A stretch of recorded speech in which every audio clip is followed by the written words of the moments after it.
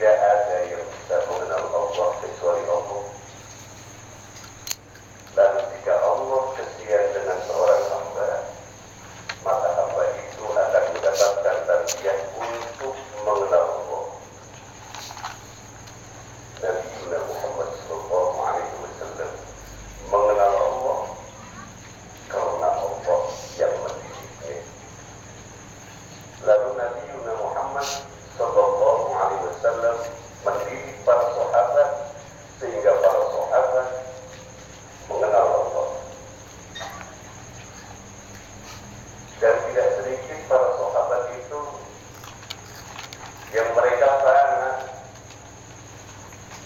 Buktinya di dalam kitab Al-Mawsu'atul Yusufiyah ada satu hadis yang diriwayatkan oleh Imam At-Tirmidzi jilid pertama. Ada seorang sahabat jika malam hari dia berteriak menyebutkan nama Allah, Allah, Allah, Allah. Ini adalah kebiasaan orang-orang thariqah.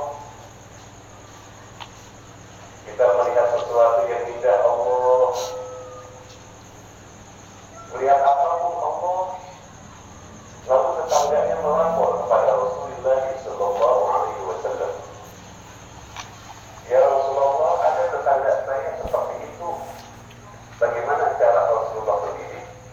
Da'uhu fa innahu awwab. Jangan ganggu dia, tinggalkan oleh kamu, artinya jangan ganggu dia. Fa innahu awwab. Orang yang seperti itu adalah orang yang sudah banyak kembalinya kepada Allah.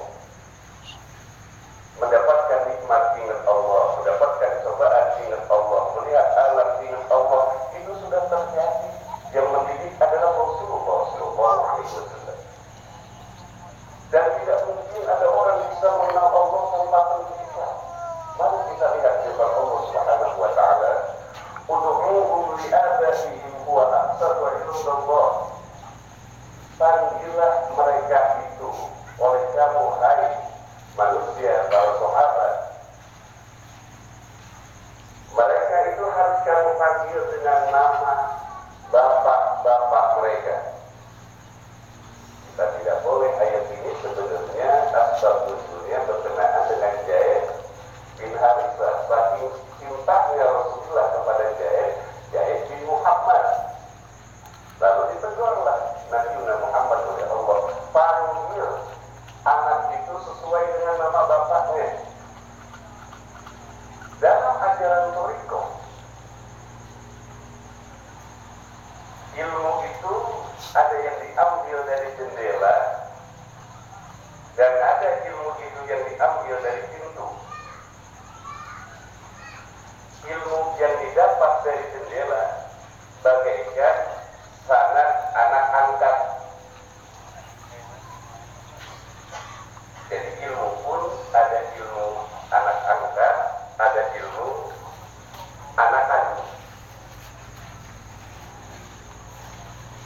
Jika kita belajar thariqah dari buku,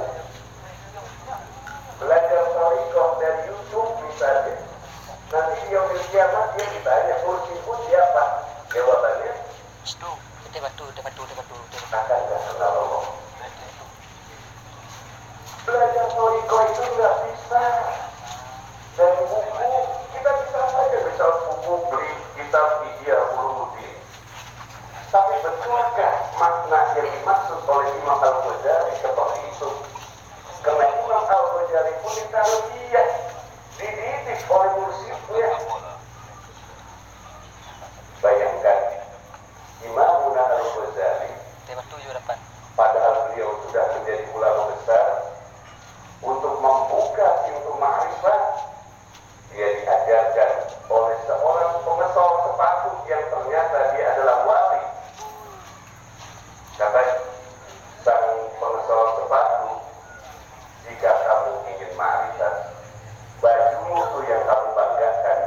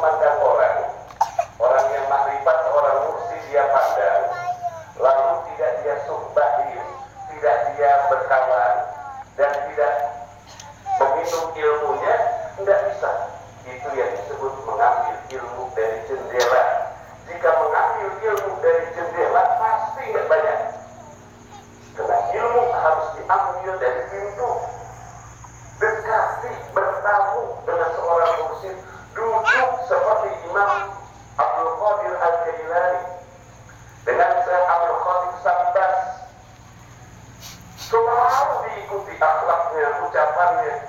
Maka tatkala itu beliau disuruh duduk pun